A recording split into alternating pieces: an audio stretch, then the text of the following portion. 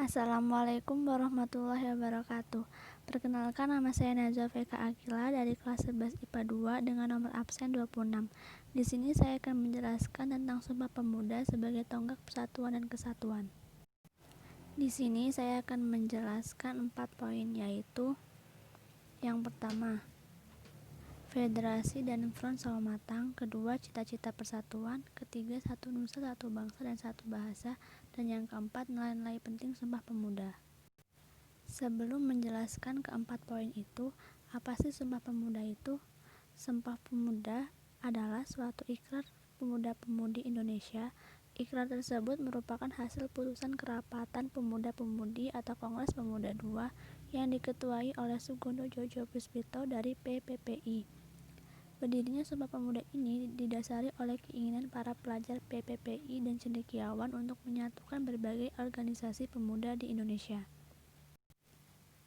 Pertama, federasi dan front sama matang.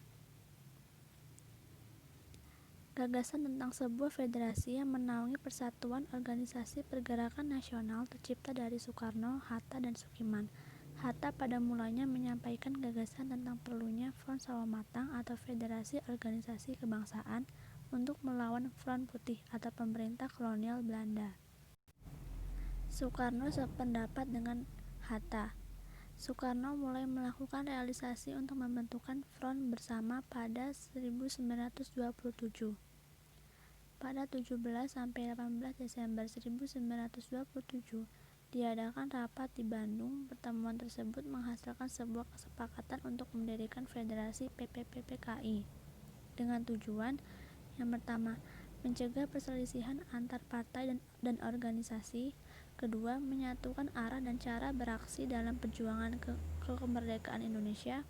Ketiga, mengembangkan persatuan kebangsaan Indonesia dengan berbagai lambangnya, seperti Sang Merah Putih, lagu Indonesia Raya, dan bahasa Indonesia. Dengan demikian, melalui PPPKI, solidaritas antar organisasi pergerakan nasional dapat tercapai. Kedua, cita-cita persatuan.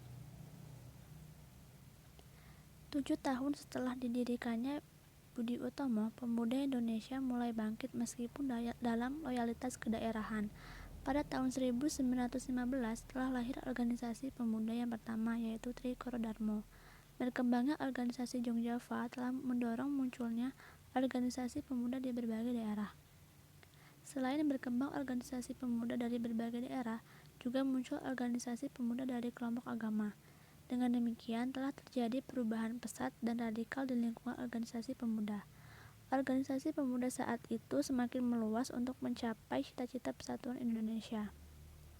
Pada tanggal 15 November 1925, dilaksanakan pertemuan organisasi-organisasi pemuda untuk membahas rencana Kongres Pemuda.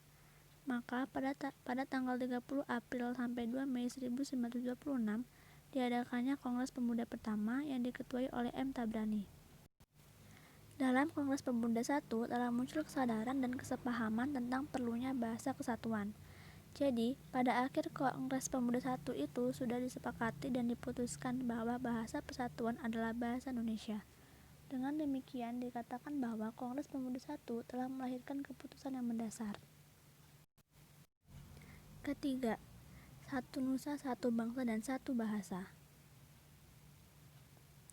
Setelah Kongres Pemuda I berakhir, berkembang usulan agar dilakukan penggabungan berbagai organisasi pemuda yang ada. Maka pada tanggal 15 Agustus 1926 diadakan pertemuan organisasi pemuda di Jakarta. Pada bulan September 1926 juga diadakan pertemuan para pelajar atau mahasiswa. Memasuki tahun 1927, perjuangan pemuda mengalami percepatan yang luar biasa. Pada tanggal 28 Desember 1927, Jong Indonesia menyelenggarakan kongres di Bandung dan menetapkan nama Jong Indonesia diganti dengan Pemuda Indonesia. Untuk merealisasikan gagasan fusi semua organisasi itu, diadakanlah pertemuan. Kongres Pemuda II ini dilaksanakan pada tanggal 27 sampai 28 Oktober 1928. Kongres itu dilaksanakan dalam 3 tahapan sidang. Rapat pertama dilaksanakan pada hari Sabtu 27 Oktober 1928 pada malam hari di Gedung Katolik Jongelingen, Bonn-Waterloopen. Dalam sidang pertama, Muhammad Yamin memberikan ceramah tentang persatuan dan kebangsaan Indonesia dan menegaskan ada 5 faktor, yakni faktor sejarah, bahasa, hukum adat, pendidikan, dan kemauan. Rapat kedua dilaksanakan pada hari Minggu 28 Oktober 1928 pada pukul 8 sampai 12 di Java Bioskop Koningsplein, membahas hal-hal yang berkaitan tentang pendidikan.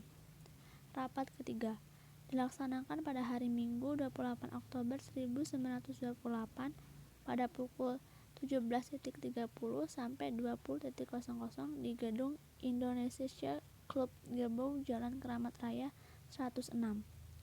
Pada rapat ini juga diisi ceramah-ceramah yang ditekankan akan pentingnya persatuan dan kehidupan yang demokratis dan patriotis.